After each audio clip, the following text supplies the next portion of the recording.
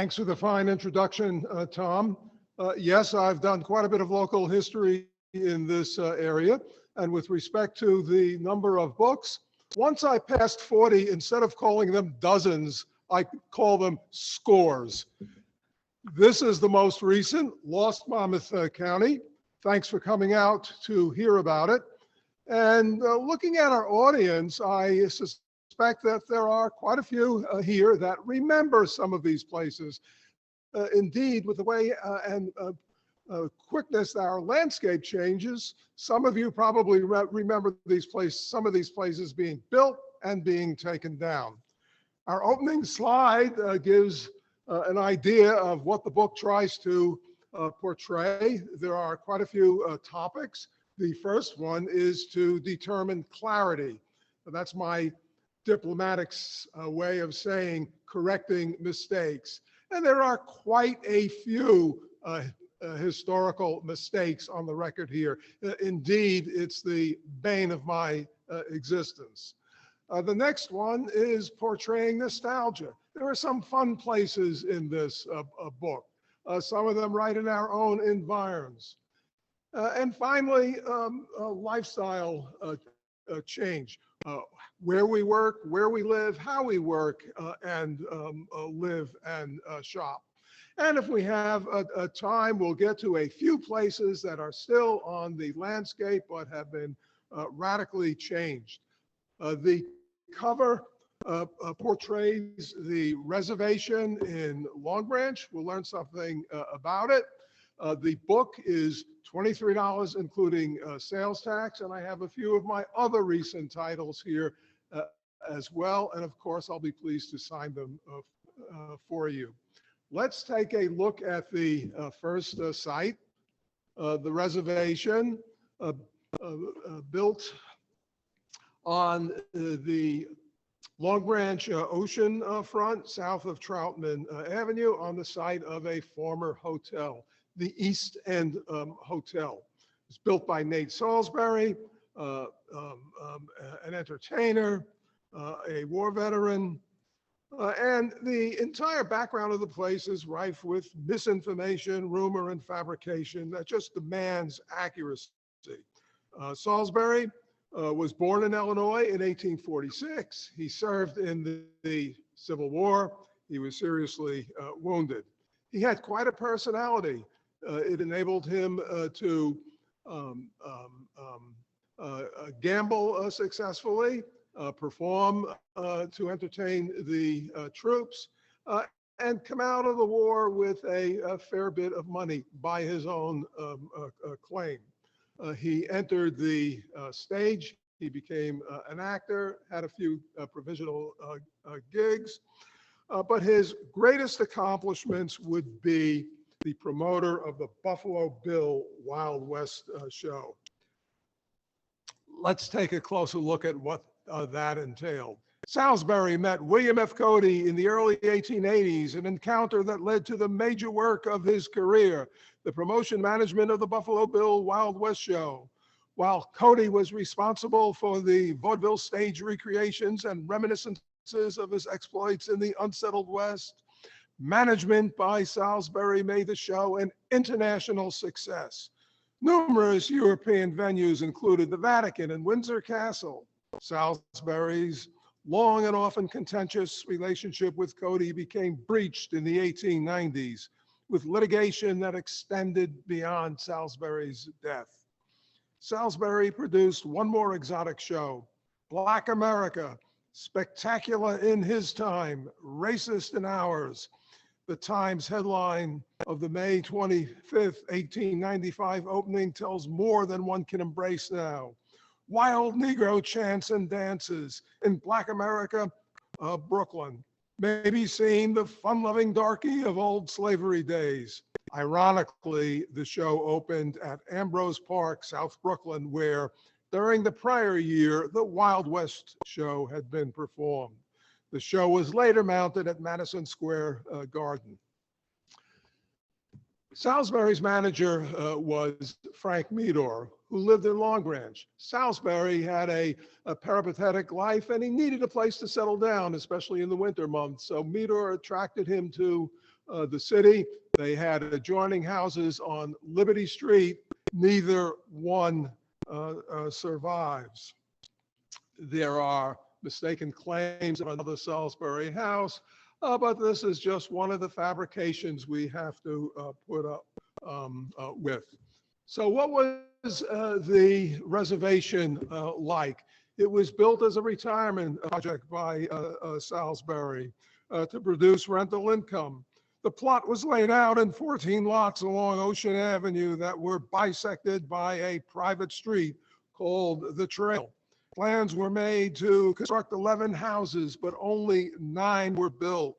Salisbury named his development the reservation during a time when most indigenous residents in the decreasingly wild West were heritage reservations.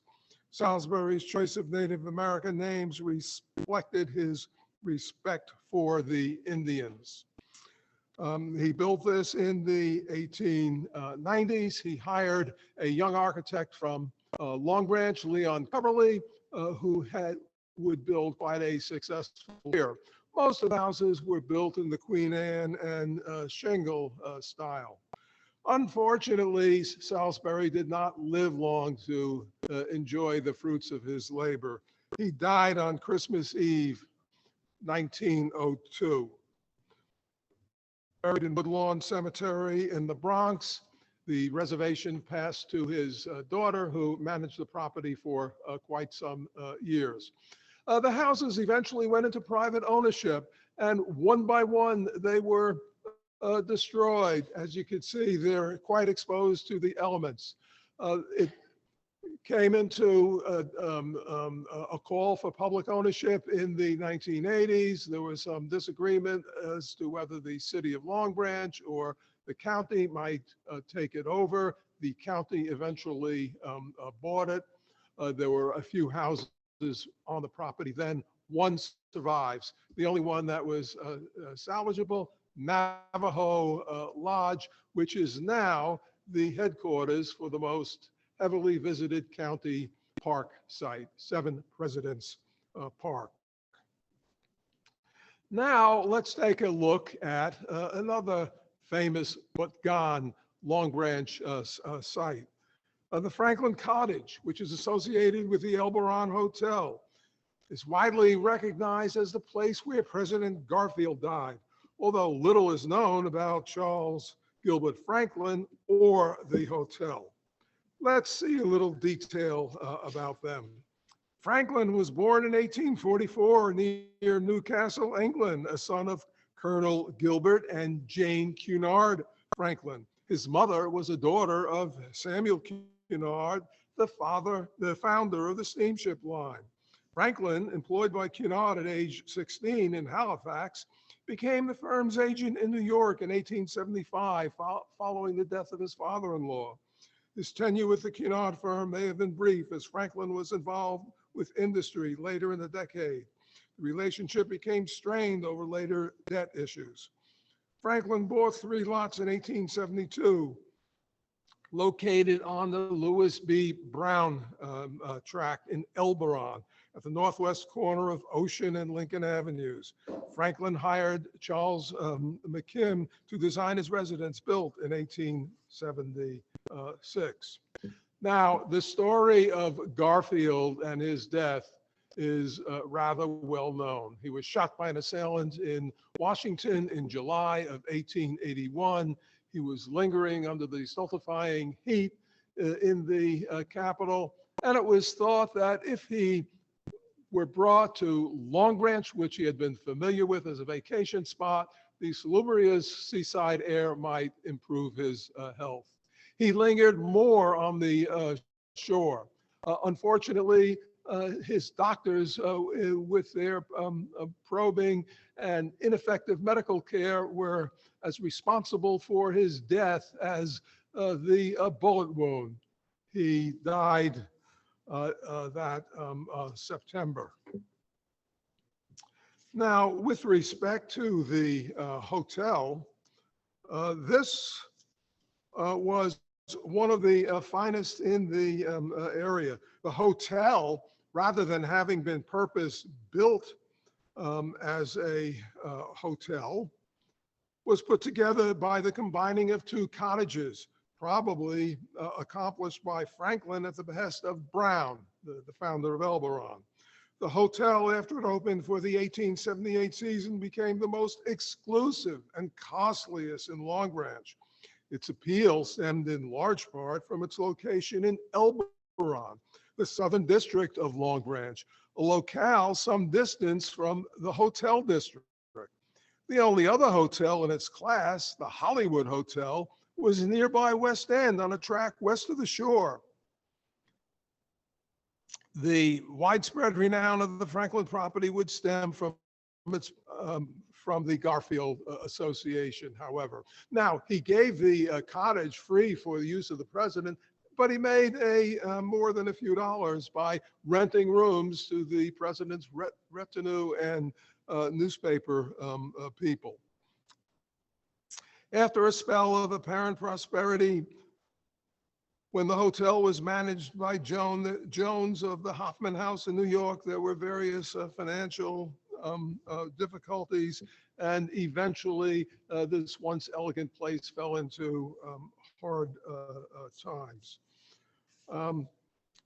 Franklin went into the gas industry. He restored his prosperity, but fire claimed these two buildings. The hotel in 1914, the cottage in 1919, seriously damaged, and it was razed the next year. The site was regarded as a shrine for some time long after Garfield's death. Now let's take a look at a couple of extravagant houses in Long Branch. The one on the left is Cornelius Kingsland Garrison home, and his son William on the right. The Cornelius place is more often associated with the person who destroyed it, while William's brief ownership ended in tragedy. Cornelius Garrison was born in 1809 in upstate New York. He went to California during the gold rush. He was engaged in transportation and finance issues. He did quite well out there. He even served a term as mayor of San Francisco.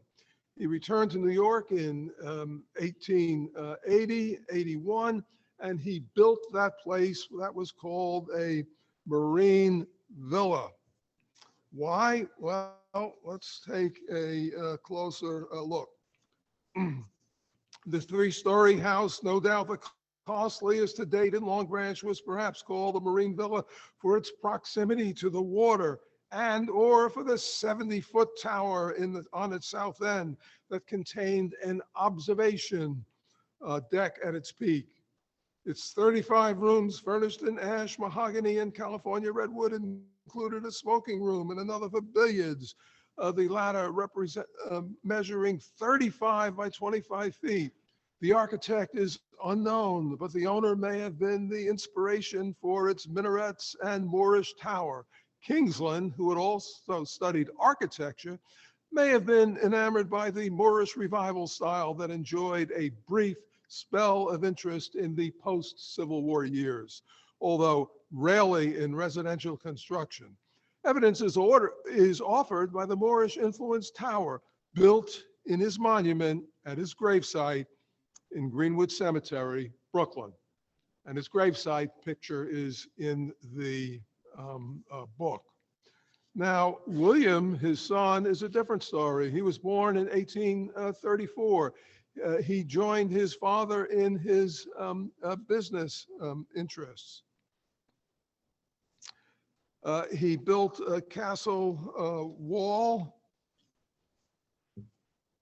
in the 1880 period, and a few days after Garrison occupied Castle Wall, he died from injuries suffered in the June 29, 1882 wreck of a Pennsylvania Railroad train in the Parkers Creek Bridge that links Shrewsbury and Oceanport.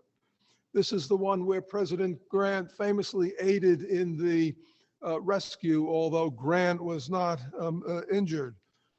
Garrison was severely injured, was taken to Long Branch, and he died 4 days after occupying the house.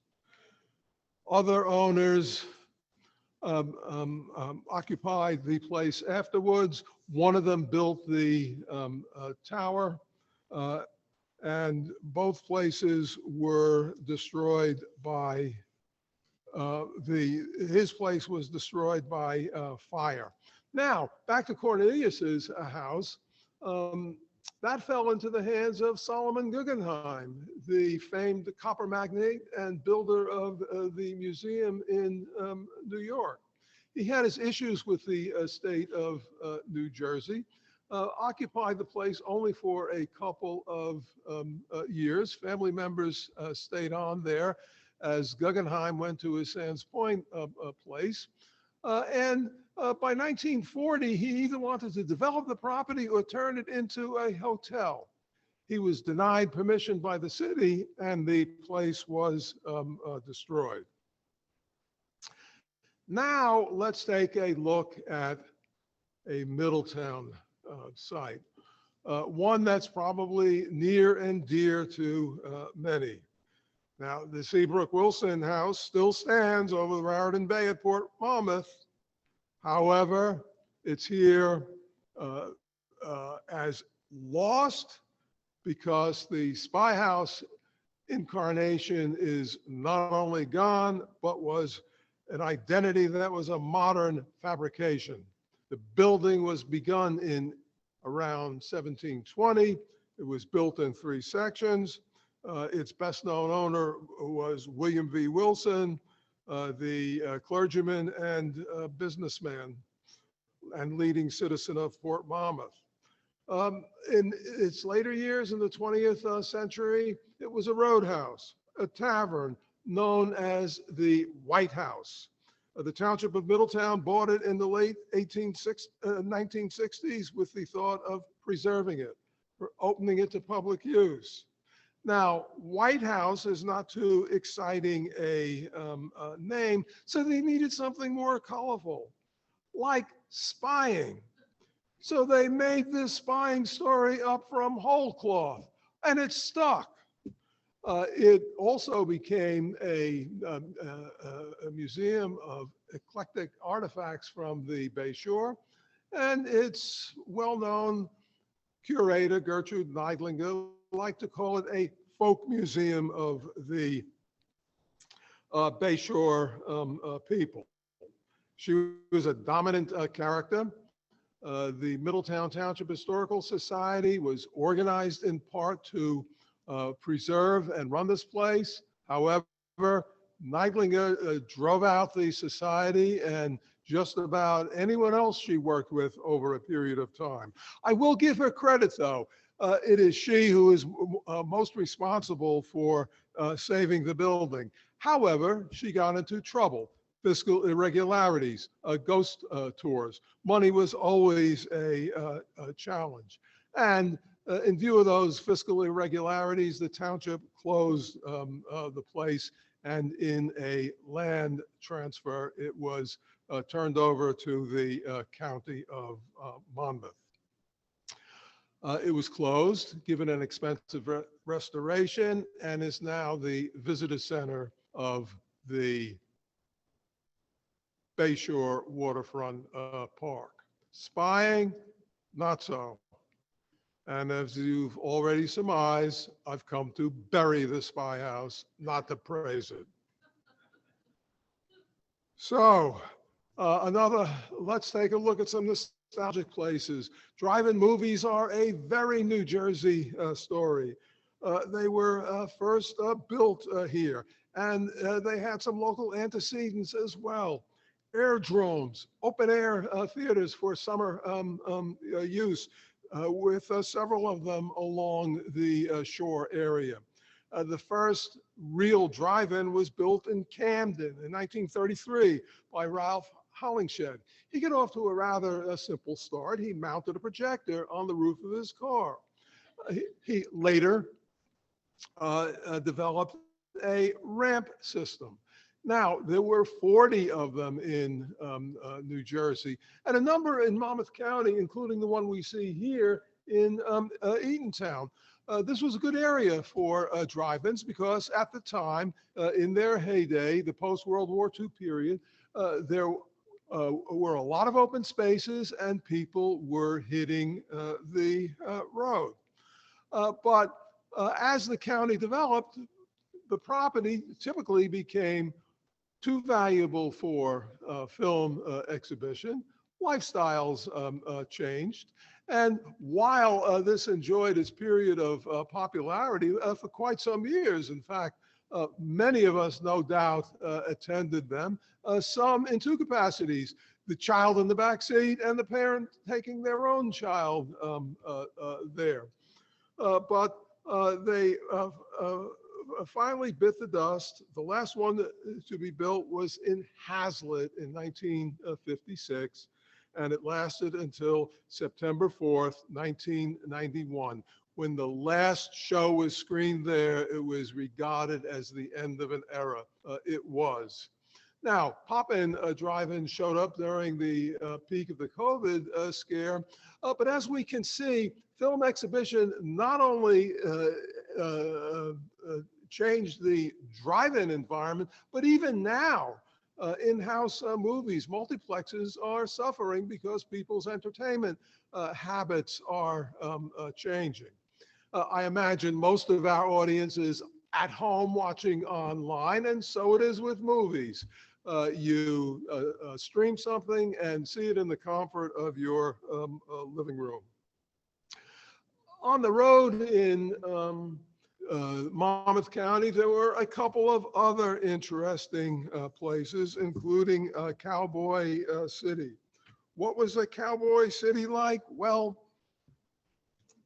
mythology characterized the telling of the settlement of the Old West, from the earliest writings to recent entertainment. Stereotypes that are colored at best and distorted at worst claim a hollow nobility of the cause, distort a claimed savagery of the Native Americans, and depict unjustified heroism of the cowboys along with their whiteness. While scholarship of the past several decades has brought historical accountability to the period, the myths and legends will endure as long as memories linger over mid-20th century television shows, children's toy cap gun six shooters, and visits to recreational sites such as Cowboy City. Now, what Cowboy City did, located on Highway 33 in eastern Howell Township, 120 acres, was to provide roadside entertainment for a public that was increasingly hitting the road in the post-World War II era, exploring the county, finding places to live. It was opened in 1946, and let's see what some of the action was like. The theme park presented exciting live action in which one could be a cowboy for a day, join a posse, capture the Dalton gang, lock up the outlaws, and ride the stagecoach as well as the old Copper Creek Railroad. The genuine verisimilitude had one girl recalling 6 decades later, that she was so frightened during a stage hold up that on seeing the gun, she cried out, "Don't shoot!" A second girl made believe she was Annie Oakley and dressed as a cowgirl when visiting. Another kid remembered that having gotten into some unspecified trouble on the coach, he was thrown off and forced to walk back. Now, this was not a profitable operation. It was seasonal. They had animals to take care of. They struggled, and it closed around 1966 in obscurity. Now, many places of these roadside features were quickly built up with something else, as we'll see in a moment. But this one was vacant for years. Eventually, they built an age-restricted housing colony there called Equestra. Perhaps the better-known one is Storyland, a village on Highway 66 at the Asbury Park Circle. What did we have at Storyland Village? Nostalgia of childhood fairy tales endures in the voices of caregivers, the vividness of the printed page, and memories in the mind. Fortunate children were enlivened by visiting Storyland Village, a child's garden of verses and stories, where gigantic characters dotted an amusement park. At Storyland Village, Humpty Dumpty sat on a wall, but he did not fall. Well, not until the entire park fell. This one was a bit longer lasting. It opened in 1955. It was quite a celebration. Even the governor came. And at Storyland Village, the young visitors to Storyland reveled in the presence of literary figures. Red Riding Hood was there, along with Sleeping Beauty, Cinderella, Peter the Pumpkin Eater, and Jack the Giant Killer. Also present were Mistress Mary, quite contrary, who watched over her garden, Little Miss Muffet, who ate her curds and whey, accompanied by a spider eager to get beside her, and Little Bo Peep, who lost her sheep. The animals here, contained by fences, included the 3 little pigs, present along with their respective houses. The fences, which also held back the dish that ran away with the spoon from Hey Diddle Diddle, were not impenetrable and did not prevent a few notable escapes. The park closed in 1962. It was raised 2 years later because temporary installations like this typically fell for a higher and better use. In this instance, for the building of a Sears store. Now, isn't this ironical? Sears is also lost. Now we'll take a look at one in Middletown, Holton's Twinbrook Zoo. A zoo on a highway today is unimaginable, as professionally run zoological parks are under fire now by animal rights advocates. In this one, the Holton family bought over 200 acres of farmland in 1919. He was a dealer in exotic birds, which he thought he could expand into a zoo. His exotic exhibits would include African lions, Malayan tigers, Indian leopards, black panthers, pumas, wildcats, black Russian and Malay sun bears, Indian elephants, zebras, buffalo elk, and even raccoons. Well, maybe the raccoons aren't too exotic. We have one that visits our deck most nights looking for a handout. The zoo was an immediate success. Highway travel was picking up in the 20s, not as intensive as after post-World War II, but he built quite a following. The handling of the animals was not as careful and professional as it might have been. On August 2nd, 1926, there was a notable escape. It was a leopard. It terrified the local area. I mean, this was a deadly animal. It was killing chickens. It was wreaking havoc. People were beating the bushes, literally trying to find the leopard. A lot of people didn't know what a leopard looked like then, so Holton exhibited a toy a leopard to let people know. As the armed citizenry were going after the leopard, many were more fearful of the hunters than the hunted. And this animal stayed away for weeks and weeks. It was eventually forgotten about. Some New York newspapers thought it was a publicity stunt. Eventually, it was found and shot and killed. It was in Island Heights, Ocean County. How did it get that far? That was a big mystery. It was thought he traveled by following a railroad line. This was not the only escape. Tragedy struck, and this time it was not the animal that died. Tragedy struck on July 22nd, 1927, when a female Lobo wolf that had been raised in captivity and treated by some as if domesticated escaped while being transferred to another enclosure and headed for the nearby Holton residence. There, in concert with the family's German shepherd, it attacked Tommy, the Holtons' 2.5-year-old son, fatally wounding him. A frightened and enraged public wanted the place closed by compulsion if necessary. While the zoo remained open for several weeks, the public was appeased by a despairing and broken Holden, who terminated operations on October 16th, 1927. The next site is not so harmful. It's the pirate ship. Now, how can an attention-grabbing real estate office on Highway 35 become a nostalgic symbol to a generation of youths? Located in Aberdeen Township, it was built by Charles Morrissey and Samuel Walker, avid promoters. They even hired airplanes to show visitors to a Keansburg development.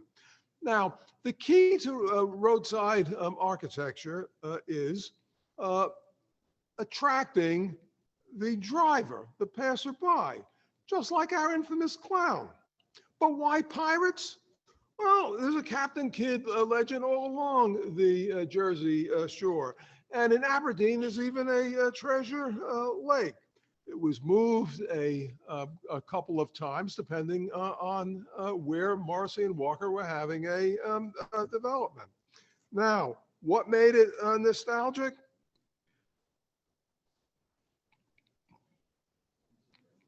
Shorebound children perceived the pirate ship as a symbol that meant we are almost there, especially if the Cliffwood Beach Boardwalk and Beach was the destination. I remember the place during the early 1950s. It was awful. The boardwalk was splintered, and the many rocks in the sand inspired the name Stony Beach. Hurricane Donna wiped out the boardwalk in 1960. Although the pirate ship endured, it endured past the lifetimes of Morrissey and Walker. It was sold to another real estate promoter, Paul Cahill. It was moved again to a spot just north of the county, also on Highway 35 in Old Bridge, where it was destroyed by fire in 1993. Now we have another Middletown site, the Clearwater Swim Club. It's on the Middletown stem of Highway 36 between Atlantic Highlands and Highlands. It's now a footnote in history that would have been forgotten entirely, other than for the presence of one man at one event. Place was founded in 1959. It had the usual recreational amenities. You can probably see the pool there, some tennis and basketball courts. Music enlivened some nights, such as September 11th, 1970. When the sounds went on past the 10 p.m. Curfew. What happened then? The large enthusiastic crowd was drawn in part by the presence of Steel Mill, Bruce Springsteen's first band, an ensemble that also included drummer Vinny Mad Dog Lopez and organist Danny Federici. Event sponsors declined to end the music at the appointed hour, prompting co-owner Richard Claver to disconnect the amplifiers. After band members reconnected them, matters got out of control. Police intervention was required to end the event. Now, news reports provided many reports of he said, she said commentary, so the historical overview may be disputed in places. Pushing, shoving, biting, and the throwing of objects ensued. Arrests were made. Accusations of excessive force by the police, several of whom were injured, received post-melee scrutiny. One may presume that the officers showed restraint in order to avoid a riot by a large, aroused crowd of some 3,000 to 4,000 fans, some of whom were upset over the use of force. The 1960s culture wars were at a peak when authorities, dismayed at best or shocked at worst by the use of marijuana, the imbibing of alcohol, and the carrying on of sexual activity. Little came out of the arrest that night. The concerts came to an end, as eventually did the club in 1984.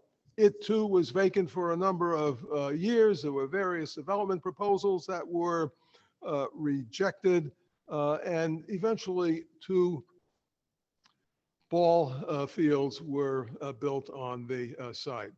Would have been forgotten entirely other than for that, well, a disturbance that probably wasn't a riot, but certainly came close.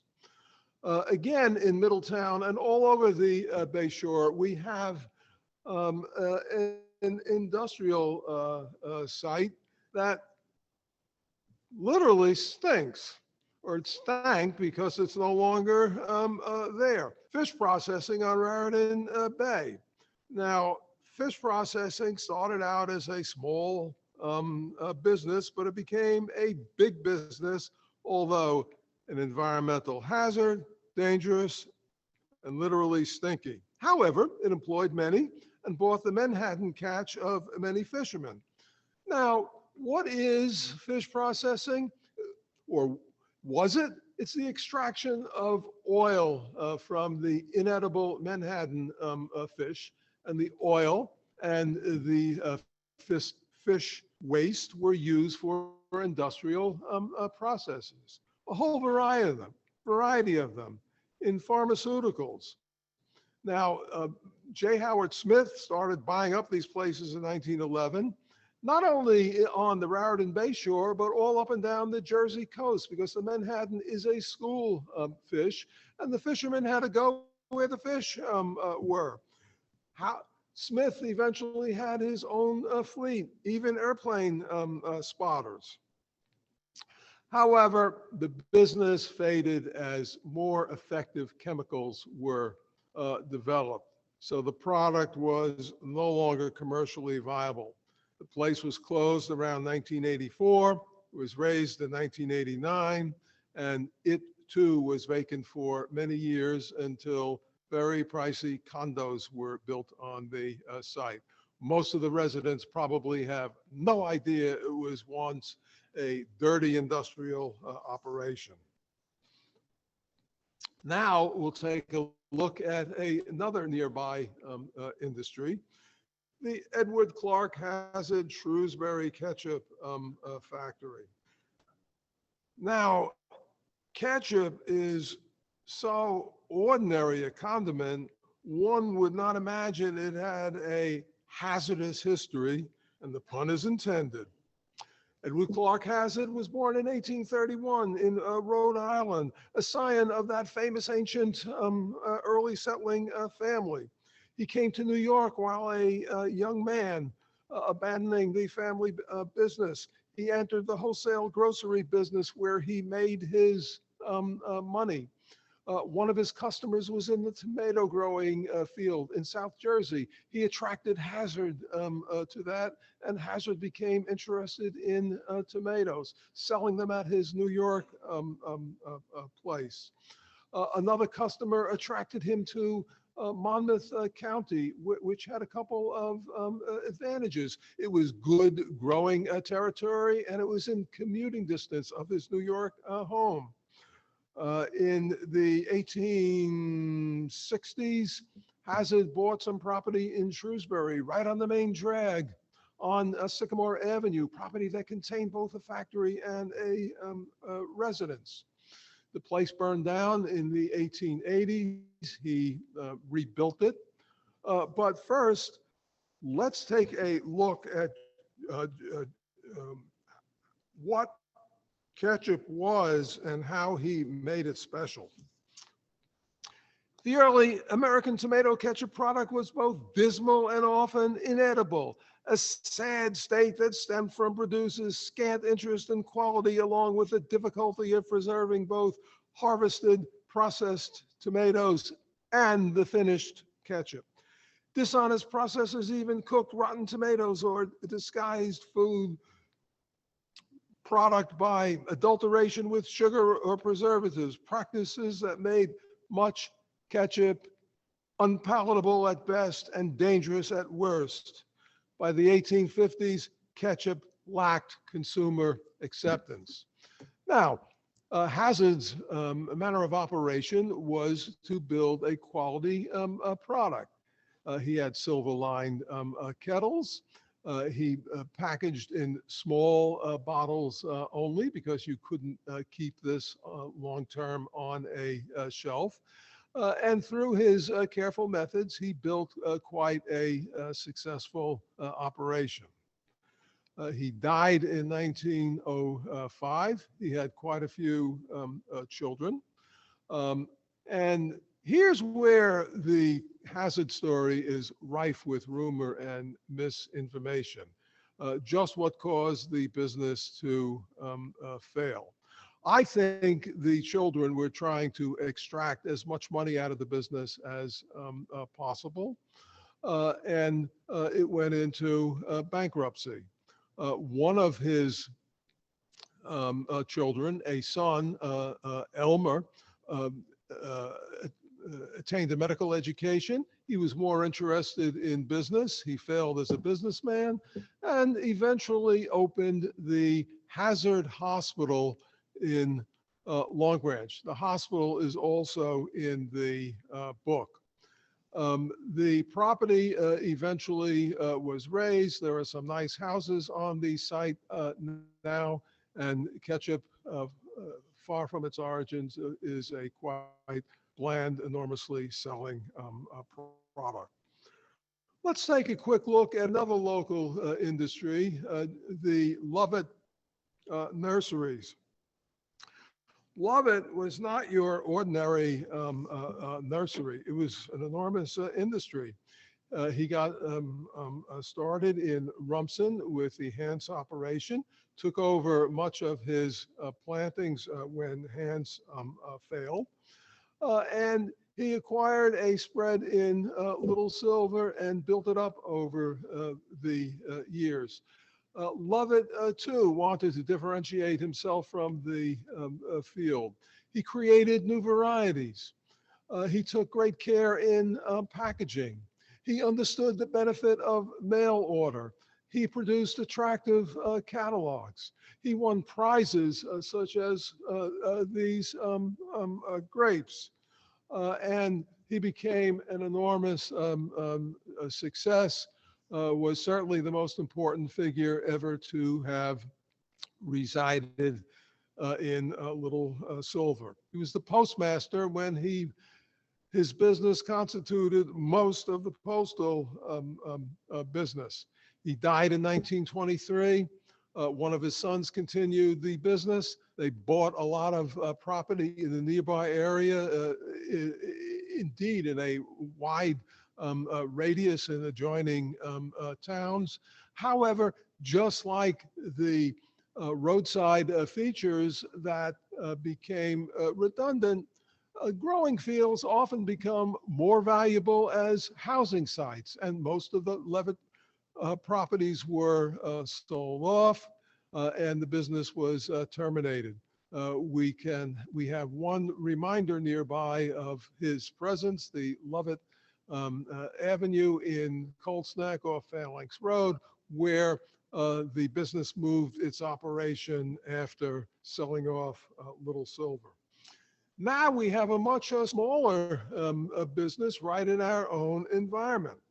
Now, who can imagine processing alcohol in what's now a leafy suburban neighborhood of Middletown? But the apple was not your ordinary fruit in the 19th century. It wasn't so much eaten as drunk. It was too heavy to transport. The water was not always the greatest, so there was an enormous industry in processing apples for cider, which was often distilled into an alcoholic product. There were a number of owners at the Nutswamp Distillery. David Walling, perhaps the best known. The apple juice fermented, some made into brandy, with the product often identified as the famous Jersey Lightning. The World War I instituted restrictions. Prohibition later constrained the product. And after repeal, Laird's wound up buying most of the local industries in order to instill quality control. This building survived into the late 40s, early 50s. It's located on the west side of Middletown Lincroft Road. The building is gone. It's a few yards north of Oak Hill Road. The foundation's there. Don't hunt for bottles. The bottle diggers have scoured the site. The land now owned by the Township of Middletown. The next subject is airfields, and called airfields rather than airports, because there were many places where early aviators took off and landed. Literally farmers' fields, sometimes with the permission of the farmer, sometimes not, if they could go undetected. We're going to take a closer look at the one legitimate airport in Red Bank, or at Red Bank. It was actually located on the Salisbury Township side of the border. The place was established by Jack Casey and his brother in 1919. He was a World War I aviator. They started slowly. They gave rides and flying lessons. He sold aircraft and engaged in the advertising business. In 1926, they opened formally opened an airfield, which got the support of the locals because they thought an airport would boost Red Bank. Now, there were many others in the area, some of them with no historical footprint. I mean, there were two of them in Freehold, two of them in Spring Lake, and you can hardly find the exact location of some of these places or how long they operated. The place expanded after World War II. And let's take a look at one of its later owners after Casey left the field.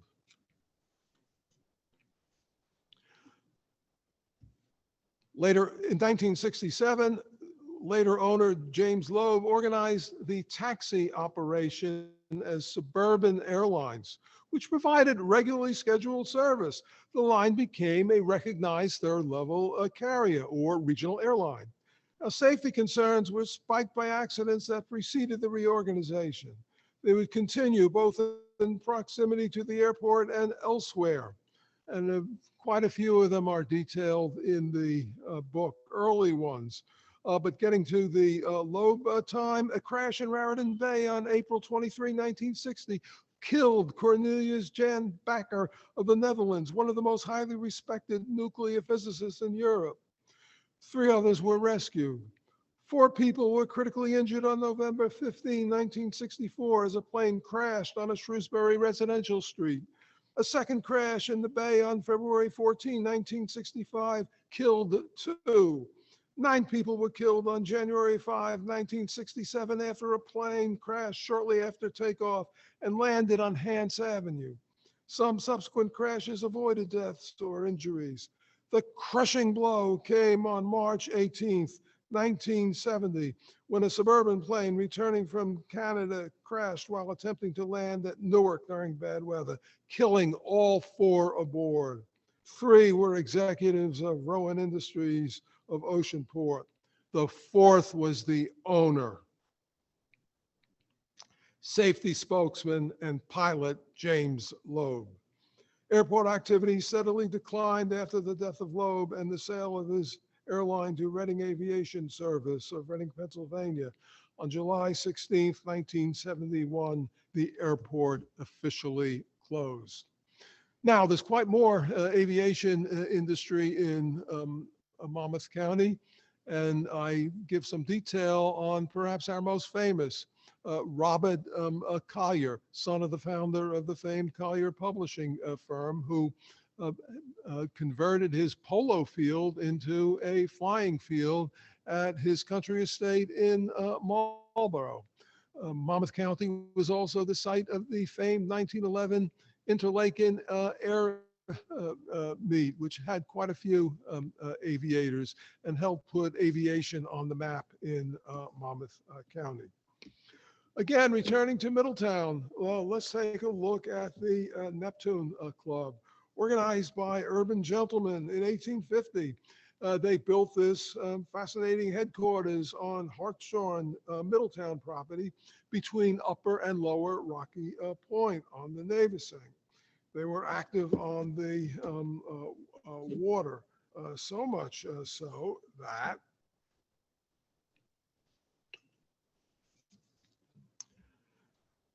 by the 1860s, Neptune included entries from a club assembled fleet. Some consider the group to have been the region's first yacht club, despite origins as a social organization. The Times of August 13, 1855 describes their delightful situation as having been supplied with a steward, waiters, cooks, etc., with full accommodations for members, including yachts, boats, fishing tackle, etc. Fishing and dining notwithstanding, yachting predominated. In time, the club appointed a commodore and sponsored a Neptune Cup for racing, while a channel on the river to facilitate access to the clubhouse was open. However, they did not endure into the next century. They probably did not have a succession plan. There were many more recreational activities. The place was rented out at times. It was vacant at other times, and it succumbed to fire in 1910. Let's take a look at a residence. Indeed, it's the largest residence ever built in Red Bank by Andrew Friedman, little known locally. He first settled in the area in the summer of 1889 when he purchased the James B. Kinney farm. He raised it, expanded it, and then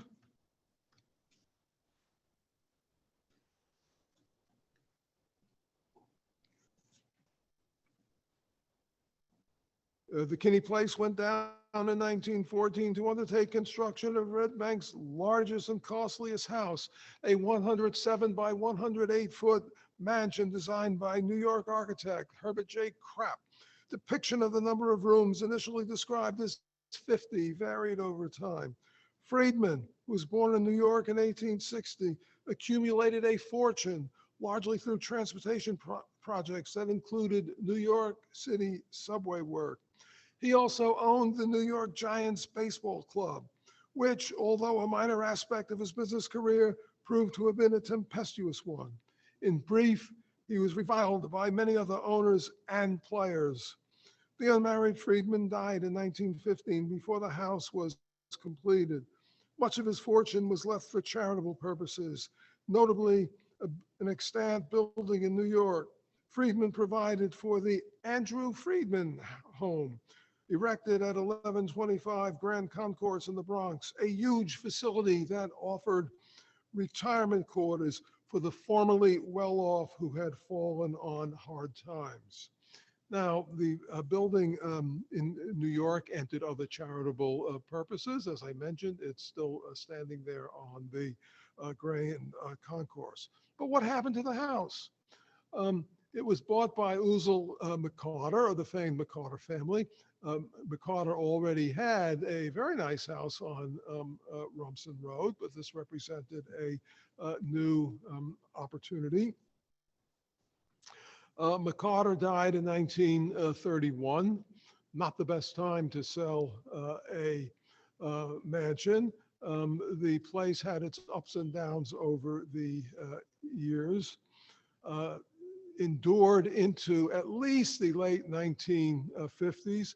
Hard to find a date for its having succumbed.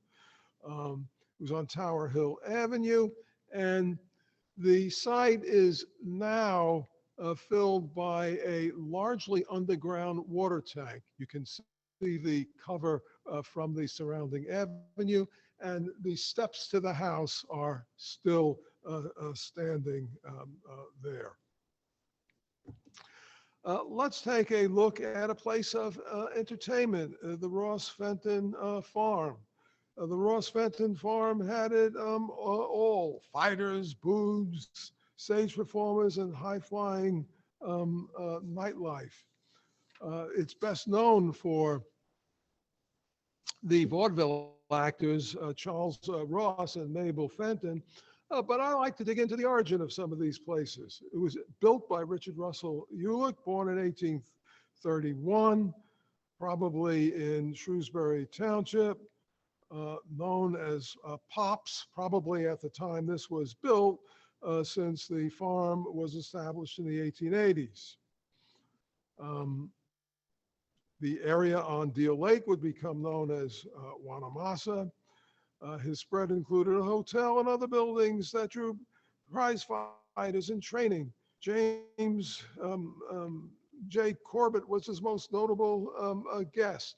Corbett was also a vaudeville performer. Quite a few others trained there. But the place became best known and perhaps was developed its shady reputation because of drink.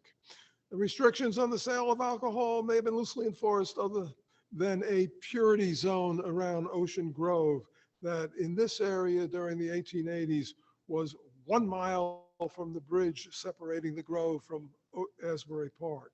The farm was just outside the limit.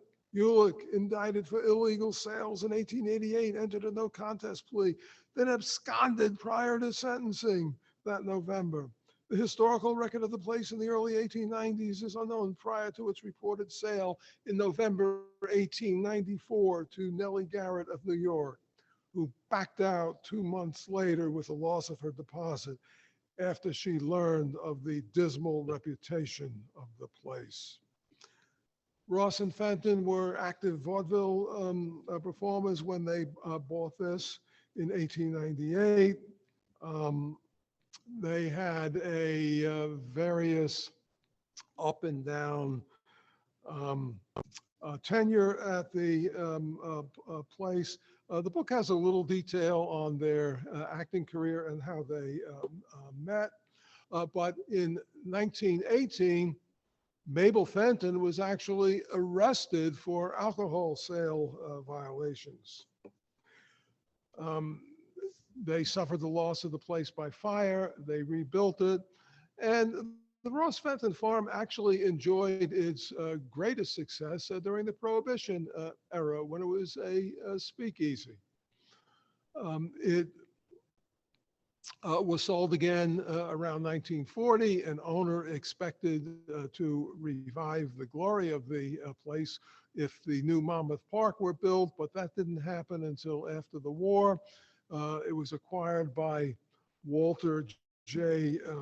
Reed, and it was lost by an unexplained fire in 1950. Now, the official report says cause unknown. However, when an unoccupied building burns in the middle of the night, we all know that it's an incendiary fire.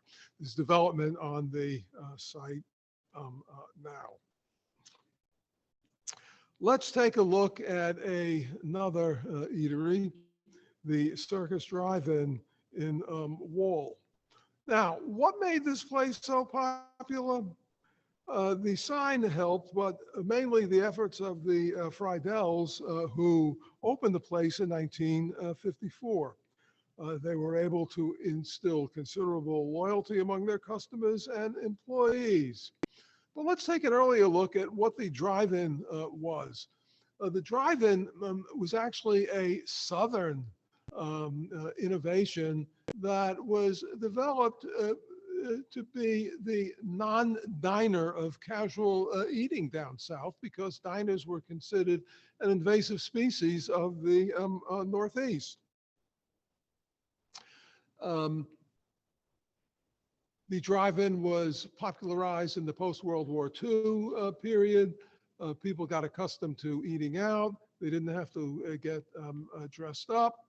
And the truly lazy didn't even have to leave their cars. On the other hand, they did not long endure because of intensive competition. Let's see exactly what that was like. Drive-in restaurants, which waxed and waned over the third quarter of the 20th century, faced insuperable competition by the late 1970s from fast food chains, especially national chains that developed a customer base through proliferation and extensive advertising. Perhaps rising land values on intensively developed highways made the demise of the Circus drive-in inevitable.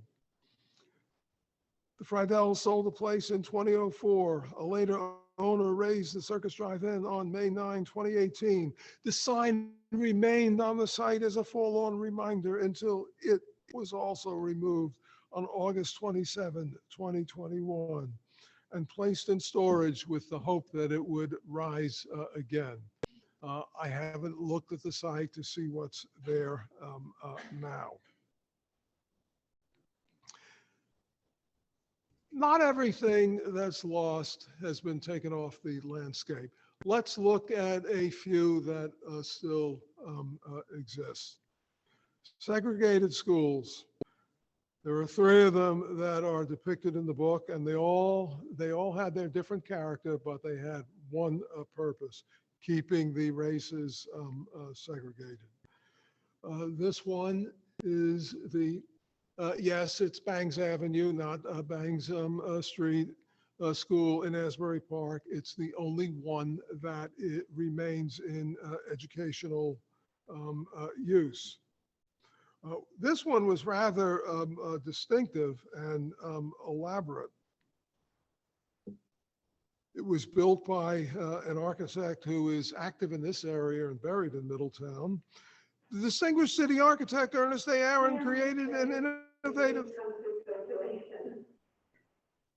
innovative design for the Bangs Avenue School in Asbury Park, completed in 1913.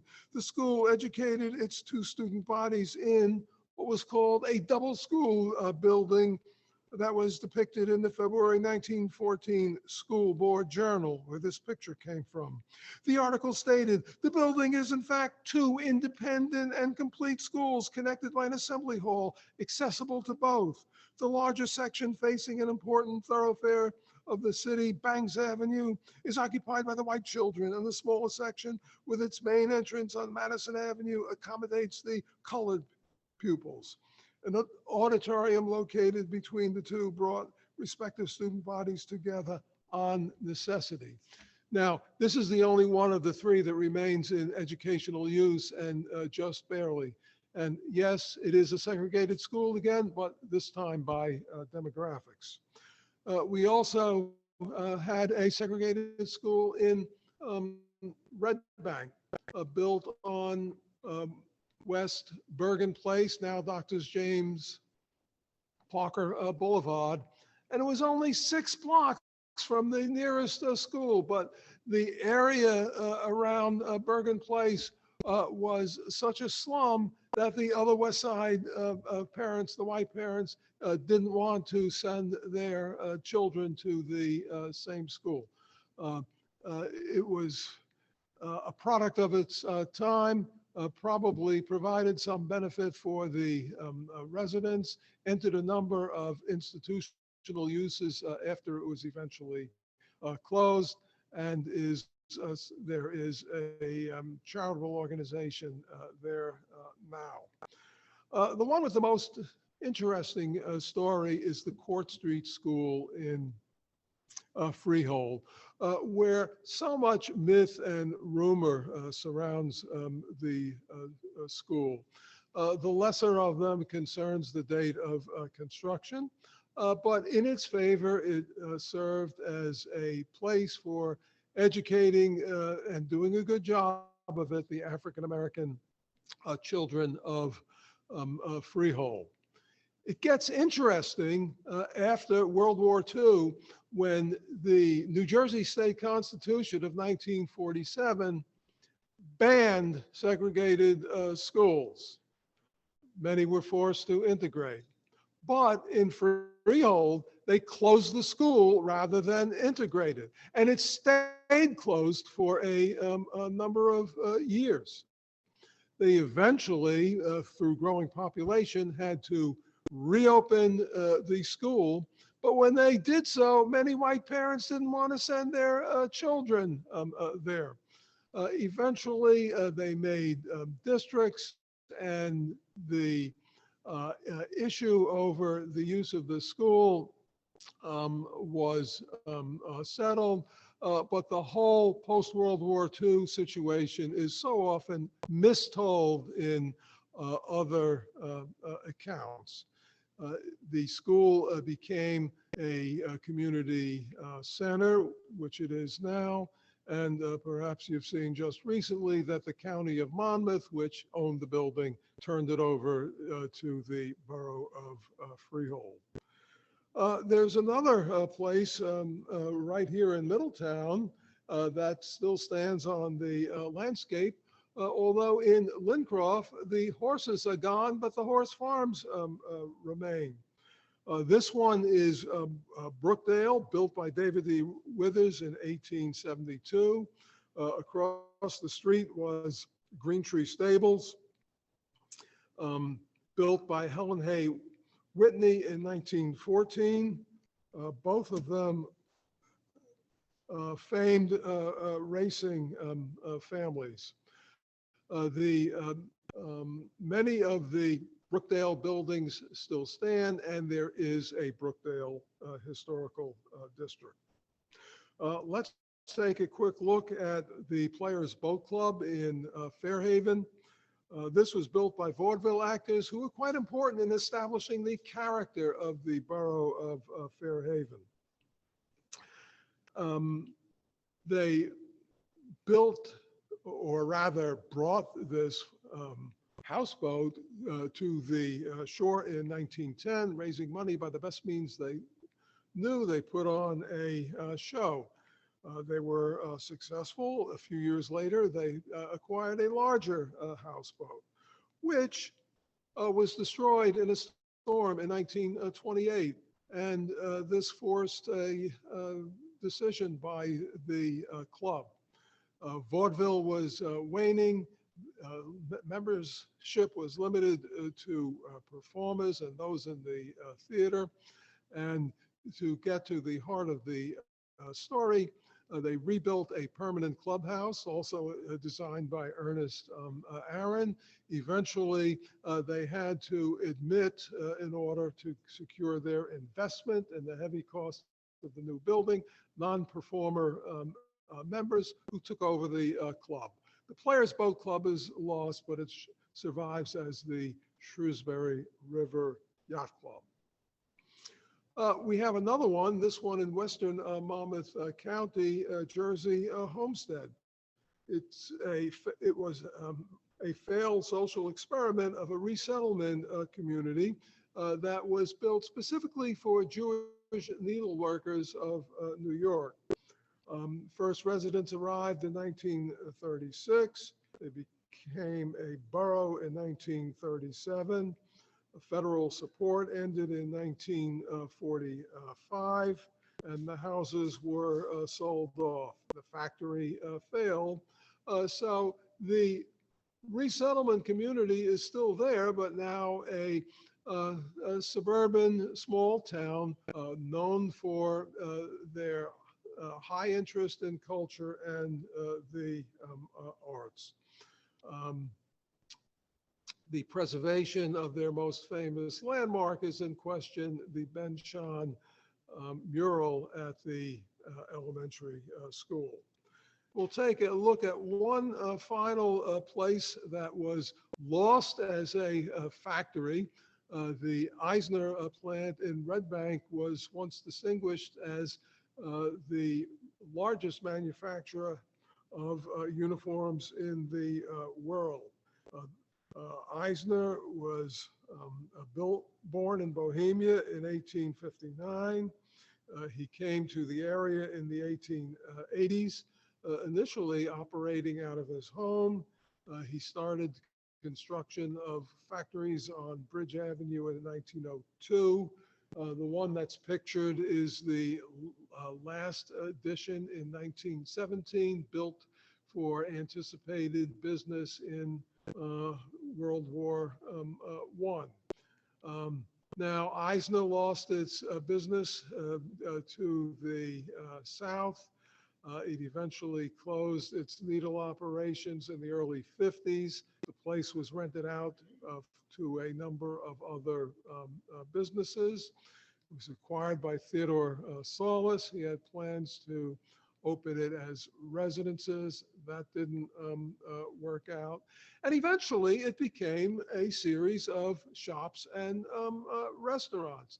And I imagine today that only a small minority of those who shop and dine at the Galleria realize that it was once such a distinguished industrial operation. So that concludes the slideshow. There are many, many others of interest in the book. I'll be pleased to field some questions.